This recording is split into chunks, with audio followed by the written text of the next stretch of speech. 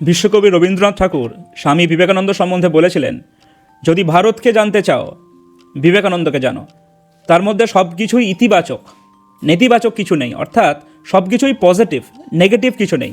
এই আধুনিক ভারতবর্ষে স্বামী বিবেকানন্দ যে শিবজ্ঞানে জীবসেবার বাণী প্রচার করেন, তাতেই ভারতবর্ষ জেগে ওঠে।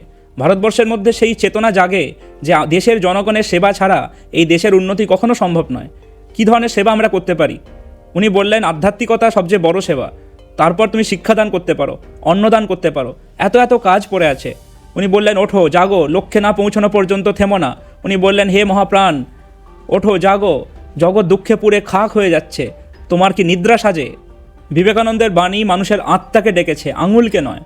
সমস্ত হৃদয় জুড়ে সারা ভারতবর্ষের মানুষ একসময় বিবেকানন্দের জন্য পাগল হয়ে গিয়েছিলেন। এখনও স্বামীজির প্রভাব, যেমন ঋষি অরবিন্দ বলেছেন, বুঝতে পারি না ঠিক কোথায়, কিন্তু বুঝতে পারি স্বামীজি এখনও কর্মরত, বুঝতে পারি তার শক্তির প্লাবন ভারতের মর্মে মর্মে এখনও কাজ করে চলেছে। রবীন্দ্রনাথ বললেন, চরকা কাটা দিয়ে ভারতের কখনও স্থায়ী সমাধান হতে পারে না। বিবেকানন্দের দেখানো কঠোর তপস্যার পথই ভারতের একমাত্র পথ, যেখানে মানুষ সভ্যতার জয়গান গাইবে, শিক্ষার জয়গান গাইবে এবং ভারতের আধ্যাত্মিকতাকে ধরে থাকবে।